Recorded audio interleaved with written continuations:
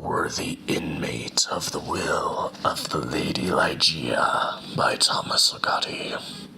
The Lady Ligeia is a woman of great beauty, dark hair, high forehead, striking eyes, and also great learning.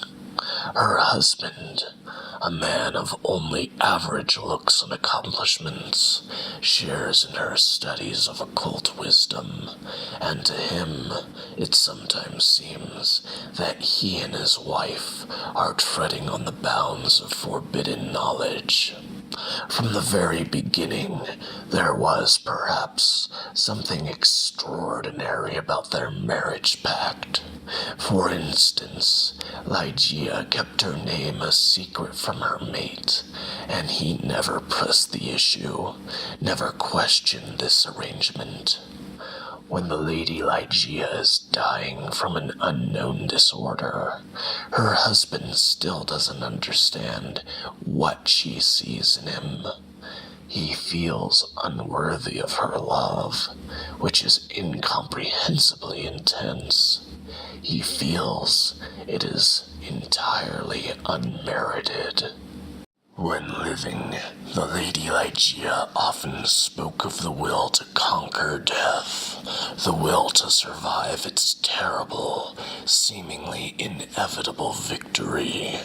Ligeia's widower appears to share these sentiments, and after her death, he begins a new life with Lady Rowena Trevanion of Tremaine, a blue-eyed blonde woman from a distinguished English family. However, not long into his second marriage, he shuts himself away in a secluded room of bizarre decor, nightmarish colors, garish appointments, and weird, restless tapestries. There, he recklessly jeopardizes his mental balance with drugs and strange dreams. His physical well-being doesn't sustain any serious damage. He is as fit as he ever was, but his second wife's health, like her predecessors, suddenly and inexplicably seems to be declining. He sees Lady Rowena suffer a series of relapses and recoveries until, to his eyes, she has at last wasted away altogether and dies in that secluded and fantastically renovated chamber.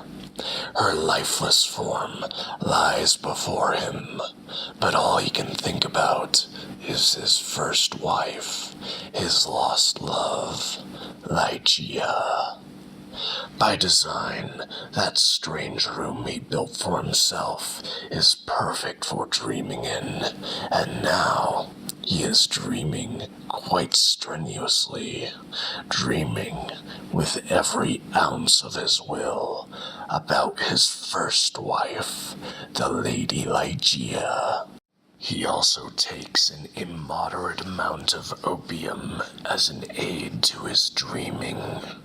At the same time, the corpse of his second wife, Lady Rowena, seems to be exhibiting incredible signs of revived life. Color in the face, faint pulsing of the heart, which then disappear, only to reappear after a brief interval. This occurs off and on throughout the night, and culminates in the supernatural resurrection, not of Lady Rowena, but of the Lady Ligeia, whom the widower of both ladies has dreamed back to life, supplying the body of his second wife to accommodate the first.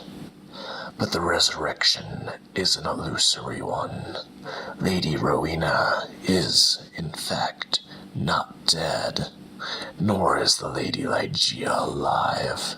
For all his efforts, their husband hadn't dreamed either of them anywhere, but has succeeded only in dreaming himself out of one world and into another. Through this exercise of the will, he has finally merited the love of the dark woman whose raven hair is now spreading from the shadows of her shroud. He has willed himself into her domain, from which no one ever escapes, and which is the very source of the will itself.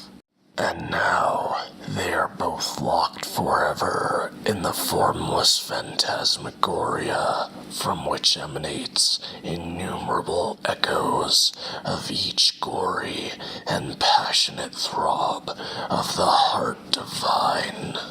Best of all, Ligeia has her husband back. "Oh, Rowena, Rowena," he screams. But nobody, never mind the blonde, blue-eyed widow, can hear him now.